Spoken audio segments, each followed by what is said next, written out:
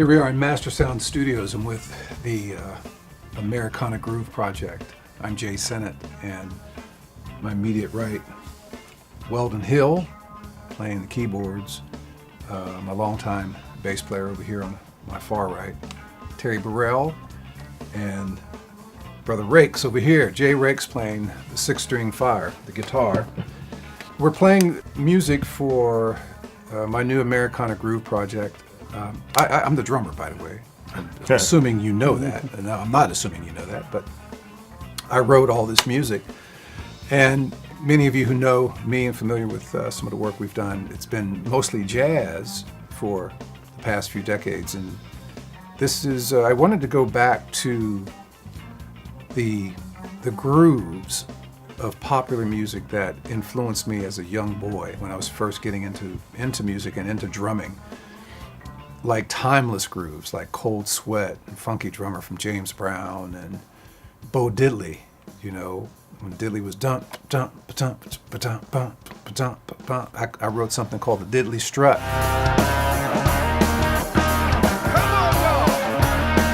I took certain rhythms and I kind of reshaped them into my thinking, but I used those rhythms as a foundation, and then I wrote songs on top of these rhythms to create our sound. You know, I just wrote songs with these rhythms in mind, and then I thought about the instrumentation. You know, I knew I wanted to have a Hammond B3 organ. I love the Hammond B3 organ sound, and I've never recorded on anything with the Hammond B3 sound.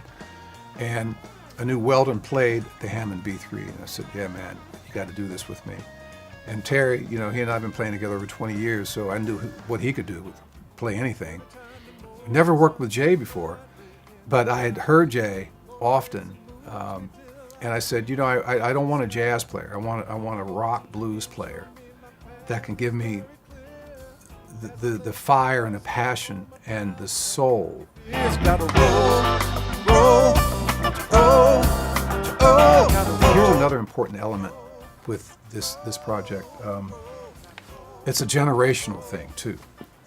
You know, because when you think about music over the past 20, 30 years, it's very different than what we're doing here. We're all pretty close to the same generation, and I think that's extremely important in getting to the concept of this music in terms of bringing that old school sensibility to the groove, to the feel. I had to think about the generational thing and what we've experienced and growing up when we were younger and the things that motivated us. I grew up listening to Mahalia Jackson, Reverend James Cleveland, Mighty Clouds of Joy, Five Blind Boys of Alabama, Serious Gospel, Aretha Franklin. See, I grew up through all this stuff, man, and then coming into the 70s, I mean, we all did. So when I say, I can look at these guys and say, let's play this, kind of like that, they go, okay, yeah, we know exactly what you're talking about, right? I just wanted to write fun songs that feel good, you know, really soulful, fun tunes that have really great grooves to them, you know, very soulful. The first thing you'll notice when you hear these grooves is the bounce in the groove.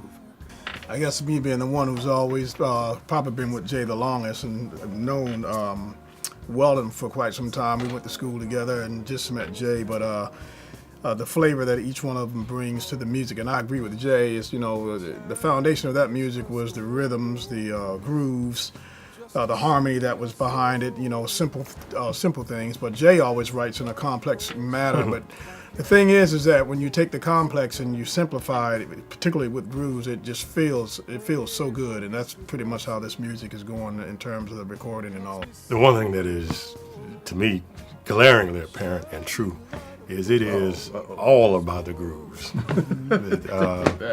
That is the heart and soul of this whole thing. It is all about the grooves. You know, the melody is great. I like the harmonies and I like the structure. I won't get on Jay about his 19th century French classic approach called mediant relationships. And this is Dr. Weldon Hill. I love playing with these guys. They're great musicians, and you know, I grew up on you know, a lot of funk stuff, James Brown, Doobie Brothers, Earth, Wind and Fire. I mean, all that stuff used to be played on the radio together along with rock stuff back in the day. It wasn't just one type of genre. It was a lot of genres on one radio station. Yeah.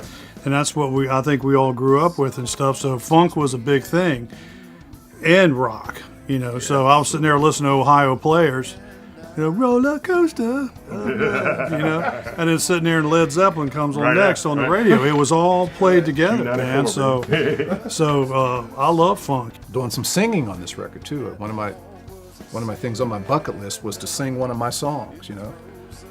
If you don't like it, I do. But That's what counts. yeah, man. But we think you'll like it, and just go easy on me when you hear the singing. Sing, sing this song, sing the song. We got to keep it moving all night long. So, what do you think of the music, man? I mean, It's a great vibe, man. Great, the songs that I was able to come in and add my little thing to, I think already had such a strong vibe to them and character and direction. It was very easy for me to come in and add what I could to what was already very strong. I'm looking forward to hearing the whole product, man.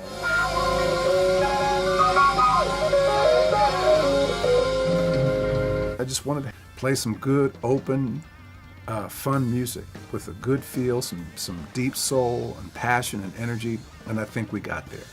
So, thank you for taking the time to watch our e-pack about the Americana Groove Project. I'm Jae Sinnett, and keep an eye out and a couple of flappers out, for the CD that's coming out in the fall of 2018.